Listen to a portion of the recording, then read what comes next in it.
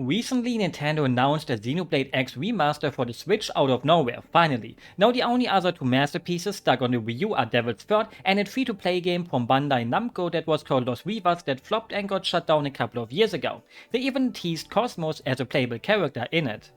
Because of that announcement, I saw a bunch of people online say that the game has the potential to be the biggest Xenoblade yet, and the views on the trailers uploaded were pretty damn high for the kind of game it is. But it makes me wonder if that's really gonna translate into more sales, and I say this as someone who loves the game. We have seen the same thing happening with the Paper Mario 2 remake that ended up selling just fine, but a bit disappointingly. Instead of being this breakout hit that was supposed to show Nintendo that people wanted that kind of Paper Mario again.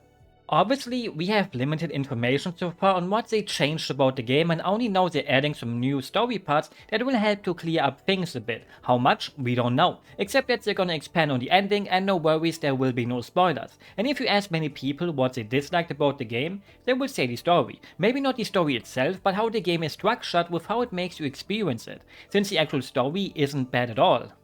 You get a chapter and do it. Now what? You get into your headquarters and the game is like, hey, to get the next main chapter you have to explore 20% of this area, so go out and explore, accept some side missions on your way out too, my little errand boy. And that won't be changed, I think. The game wants you to go out on missions on your little feet at first. So you go out and plant data probes into the soil and eventually you have enough stuff uncovered for the next main chapter. And then do it again. And you know what? Do it again. You can't just do them whenever you want and need to fulfill certain requirements. And I think to a degree that will be the biggest weak point to people, that you don't have this feeling of, oh, I'm doing the main story while I'm doing the exploring with my party members. It will feel disconnected to most. That's the point of the game though. You landed on a completely new planet and have to discover it and plan these things to learn more about it. So it makes sense to always come back to the headquarters and talk it over with people and then go do some really cool mission. But people who want to have a grand sense of adventure where you go on a journey and stuff happens along it, like something like Randia 1, you won't really get that feel here.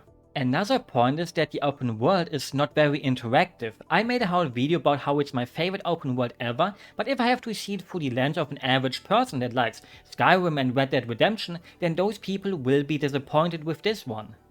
The rewards you get in Xenoblade X are mostly the amazing views and the sense of scale to get through the world, and items obviously from defeating enemies at those places. That's what this kind of open world is about, exploring for yourself instead, to get lost in the world without any story reason really for the most part. You want to test your own limits and see how far you can get in there and sneak around big enemies.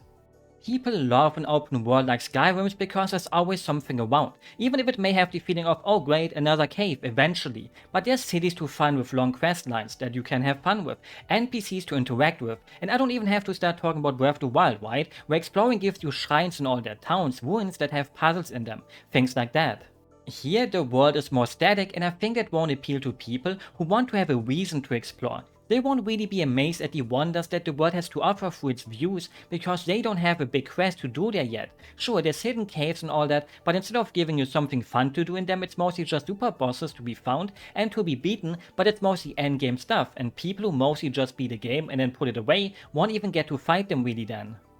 I think people want a good mix between these two things, and Xenoblade X does not totally hit that sweet spot of it. It's like 75% exploration and 25% story, at least that's how I would rate it. Totally worth it though for people who really want to go deep on the amazing biomes, because you won't get those in any other video game. So if you are the kind of person that likes to see things, that likes to experience views, then this is the game for you. And sadly, many of these side quests boil down to kill this enemy, get these items, blah blah. That mostly goes for the basic quest to accept on the bulletin board, so this is more like a little tip from me. Make sure to always talk to the NPCs with red question marks on the map in the city. That's where you get the real standout quests like the Noppon who sells magical shampoo to scam people and it turns them bald. There's a spooky water plant one and tons more, and it feels like they made some of these side quest stories better than the main story. But at first people will just see those typical side quests like kill these monsters and think all of them will be like that. They won't. Trust me, do the side missions in the city and you will love them. The biggest problem of them all for people will be that you get the dolls, I know they're called scales in the English version, but I prefer the Japanese word for them, after around 25 to 30 hours, maybe more, unless you rush through the game, but that's not the point of the game. The game, like I said, is built around getting them later than sooner, so I do not think they will change that. It would also lessen the impact of finally getting it and thinking, damn, this is cool as hell. The whole world is built around this. The change in movement and suddenly you get tons of new places to find, even in places you have already been before. I go into detail more about how and why the world is designed around that in my video about the game. You sadly can't sell this game as some kind of look, it's like Transformers. Sure, they can transform into cars or bipedal mechas, they can also fly, but if people see stuff like that, they want to get them now. Imagine you buy a Transformers game and it edges you a lot till you finally get to place a Transformer instead of the car form. People would hate it, so I feel it would be a bit dishonest to not mention that, even if it may scare people off. Sorry if the game doesn't sell too well, it must be my fault now. It's also still a Xenoblade game, not some action RPG where you feel like you're totally in control of the doll. You press a button and the mecha shoots for you, instead of you having to aim and control the arms of it. Yes, turn-based JRPGs have had a total reawakening. Dragon Quest III HD sells amazingly. Metaphor, the new Yakuza games. They're back in full force, but you know what? None of them have mechas, I think. Maybe there's a mission Yakuza with a mecha in it. It would fit somehow nowadays. You kinda want to feel like you're the mecha, not that you're playing the mecha, if you understand what I mean. If you show someone the gameplay of you driving or flying with the mecha, they will go holy shit. Then you enter a battle and it will turn more into a oh. But maybe I will be wrong about that and all those recent JRPGs make people think, hey, this also works with a mecha for me. I would hope so. I love the combat, I love the gameplay, so maybe other people will, hopefully too.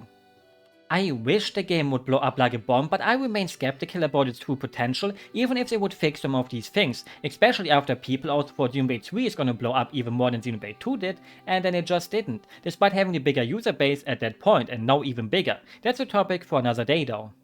In the end, I'm not an analyst and I could be completely wrong, but I do feel people are kinda overhyping it in a way that will only make themselves disappointed when it won't sell like pancakes. I know the saying goes sell like hotcakes, but what the hell are hotcakes? They just look like pancakes to me and that's a funnier word to say. Talking about food though, how about we turn Tatsu into food? Haha, I hope they add even more Tatsu food jokes into the game and it's the only thing they're adding to the story.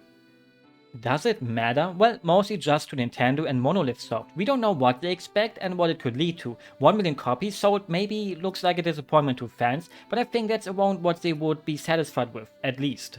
With that said, I hope you enjoyed the video and will have a good day, a good night or whatever fits your time zone. If you want to hear me talk about why I love the world of X, you can check out my video about it, like I said obviously like 5 times by now.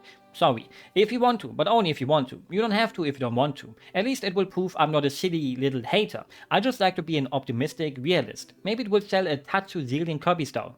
Bye bye.